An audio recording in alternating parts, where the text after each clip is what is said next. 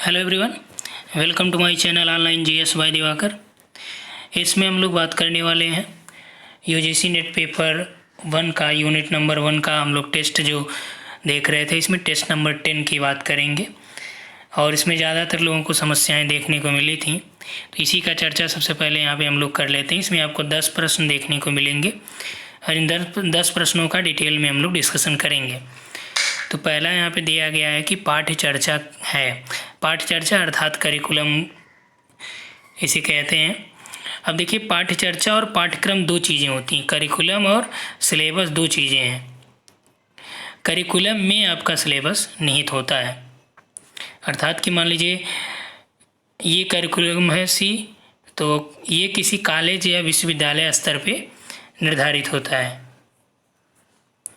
अब इसमें अलग अलग आप इसको सिलेबस या टाइम के अकॉर्डिंग आप इसमें यही समझ पाएंगे कि जो पूरा करिकुलम निर्धारित होता है एक कॉलेज या यूनिवर्सिटी लेवल पे होता है, लेकिन जो आपका पाठ्यक्रम होता है, सिलेबस होता है, ये अलग अलग क्लासेज वाइज डिवाइड किए जाते हैं कि किस कक्षाओं के क्या क्या पाठ्यक्रम होंगे। ठीक, तो यहाँ पे देखिए ऑप्शन के अकॉर्डिंग कि शिक्षण पद्धति एवं पढ़ाई जाने वाली विषय वस्तु पहला ऑप्शन है। दूसरा है कॉलेज का संपूर्ण कार्यक्रम। तीसरा है मूल्यांकन प्रक्रिया।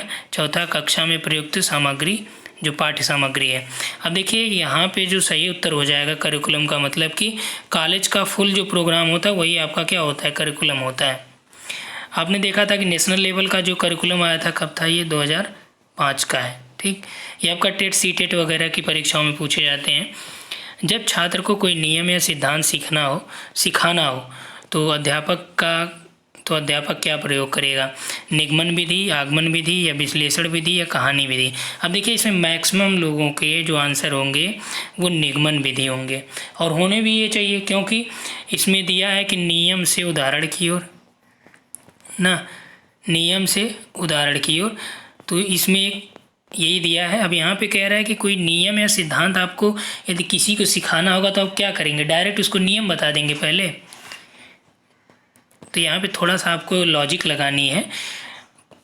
आपका ये भी बात सही है, लेकिन जब आप इसमें लॉजिक लगाएंगे तब ये बात आपकी गलत हो जाएगी, क्योंकि यहाँ पे कह रहा है कि कोई नियम या सिद्धांत आपको उसे सिखाना है, ना कि यहाँ पे ये कि नियम से लेके उदाहरण की ओर, यानी पहले नियम से उदाहरण की ओर देखना है।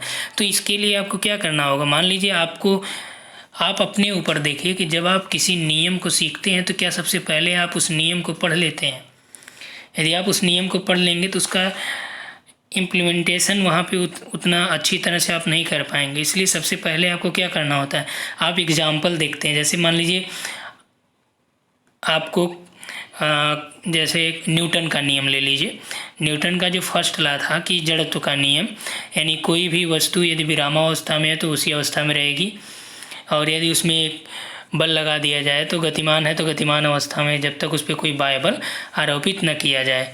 ठीक, इसी तरह से जड़त्व का भी वही नियम ऑलमोस्ट है। तो उसमें ये माना गया, तो पहले उसमें आपको ये करना है, बताया गया किसी भी व्यक्ति को आप सिखाएंगे तो आपको ये सिखाने के लिए आप क्या करेंगे, मान लीजिए आपके पास कोई साइकिल है या कोई बॉल है, तो बॉल आप उसको यहाँ से लुढ़का देंगे और बॉल मान लीजिए यहाँ आके रुक गई। ठीक, तब आप उसको क्या बताएंगे, तब इसको यही तो आप बताएंगे कि देखो बेटा ये बॉल क्यों रुक गई, क्योंकि यहाँ पे इसके अपोजिट एक बल था जिसका नाम था घर्षण बल, यही कार्य कर रहा था। तो यदि ये घर्षण बल इस पर काम नहीं करता तो ये हमेशा बॉल लुढ़कती रहती। ठीक, या मान लीजिए आप कहीं बस में सफ़र कर रहे होते हैं, आप बैठे हैं और अचानक बस रुक जाती है और आप झुक जाते हैं आगे की तरफ।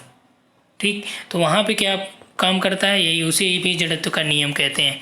तो इस तरह से समझाने के लिए आपको क्या करना पड़ेगा, पहले आपको एग्जाम्पल बतानी पड़ेगी, फिर आप उसके रूल्स डायरेक्ट जो आप बताना चाहेंगे वो बच्चा तुरंत पकड़ लेगा कि हाँ यार ये चीज़ें तो हमने किया था। ठीक, तो इसलिए यहाँ पे राइट जो होगा आपका ये आगमन विधि होगा। ठीक, और निगमन में क्या होगा कि नियम के बाद उदाहरण इसमें बताए जाते हैं।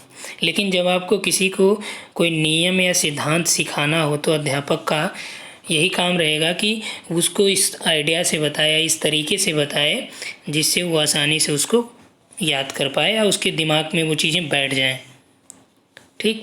लेकिन जब निगमन में आप क्या करेंगे, पहले नियम आपने बता दिया, फिर एग्जाम्पल बताएं। तो एग्जाम्पल बताने के बाद फिर आपको यहाँ पे नियम की आवश्यकता पड़ेगी। बेटा देखो, ये नियम हमने आपको पहले बताया था, तो इसी पे एग्जाम्पल ये है।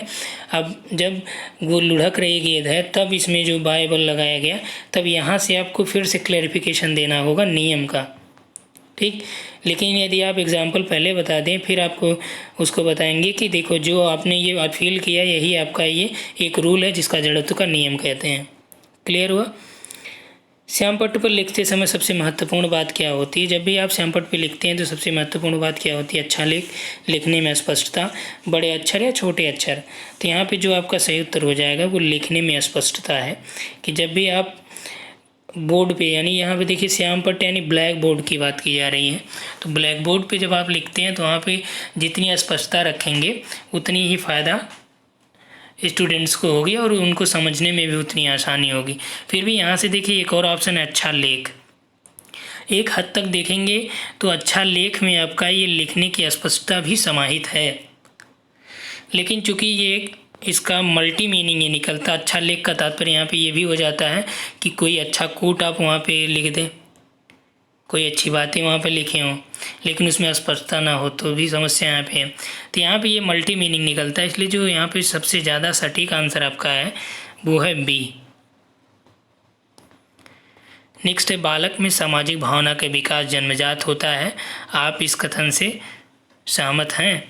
पूर्ण सहमत हैं, संभवतः सहमत हैं, या फिर असहमत हैं, या कुछ सीमा तक सहमत हैं? देखिए यहाँ पे प्रश्न जो है आपका कि बालक में जो उसके सामाजिक भावनाएं होती हैं, यानी सोशल जो उसकी फीलिंग होती है, क्या वो जन्मजात होती है? ऐसे आप क्या है, पूर्ण सहमत हैं, असहमत हैं, या संभवतः सहमत हैं, कुछ सीमा तक सहमत? तो ये आपका देखिए जब कोई बालक जन्म लेता है तो उसको कोई भी सामाजिक भावना का विकास नहीं रहता है उसके अंदर, क्योंकि जैसे जैसे वह बालक सामाजिक या एक सोसाइटी से संबद्ध हो पाएगा वैसे वैसे उसके अंदर सामाजिक भावनाएं विकसित हो जाएंगी। जैसे आप देखते हैं कि यदि वह उसे आप जंगल में छोड़ देंगे तो जंगली जानवरों के साथ यदि रह रहा है तो उसके अंदर वो प्रवृत्तियाँ आ जाएंगी। जिस तरह से आप उसको ढालना चाहेंगे वो उसको ढाल सकते हैं। इसलिए सामाजिक जो भावनाएं हैं इसका विकास बाद में होता है, जन्मजात इसका कोई विकास नहीं होता है। तो इस बात से आप क्या है, यहाँ पे सही उत्तर आपका असहमत है। अगला, किस परीक्षण में विश्वसनीयता अधिक होती है? किस परीक्षण में विश्वसनीयता अधिक होती है? निबंधात्मक परीक्षण में, या संक्षिप्त प्रश्न परीक्षण में, वस्तुनिष्ठ में, या फिर दीर्घ प्रश्न में? यानी कि ऐसे राइटिंग में ज़्यादातर आपको रिलायबिलिटी होती है, या कोई मौखिक या संक्षिप्त शार्ट टाइप के क्वेश्चन दे दिए गए, या ऑब्जेक्टिव टाइप के हों, या फिर आपका लॉन्ग टाइप के।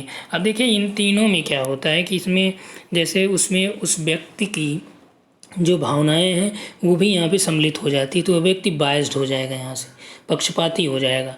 क्योंकि जब मान लीजिए आप निबंध लिखते हैं या दीर्घ उत्तरीय प्रश्न कोई दिया गया और वो एक सोशल बैकग्राउंड से रिलेटेड प्रश्न हो गया, तो वहाँ पे उस व्यक्ति का जो सोच होगी किसी एक कैटेगरी के प्रति या जाति विशेष के प्रति, तो वो व्यक्ति उसी तरह से बायस्ड हो जाएगा। तब यहाँ पे नंबर आपको उतना अच्छा नहीं मिल पाएगा। विश्वसनीयता सबसे ज़्यादा जो होगी वो ऑब्जेक्टिव टाइप के जो क्वेश्चंस होंगे उसमें होगी, क्योंकि यहाँ पे जो प्रश्न दिया रहेगा उसमें 4 ऑप्शन है, उन्हीं चारों में से आपको चूज करना पड़ता है। तो सबसे ज़्यादा आपकी जो रिलायबिलिटी बनेगी वो ऑब्जेक्टिव टाइप में बनेगी। ठीक। अगला, शिक्षा का सबसे बड़ा उद्देश्य क्या होता है?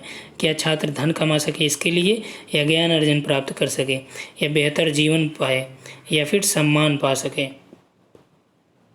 अब देखिए यदि आप शिक्षा ग्रहण करते हैं तो उसका उद्देश्य यही होता है कि जो जानकारी है उसे आप अच्छी तरह से यहाँ पे प्राप्त कर पाएँ, ज्ञान अर्जन कर पाएँ। और जो आपका बेहतर जीवन की बात है वो आपके व्यवहार आदि के ऊपर डिपेंड करेगी।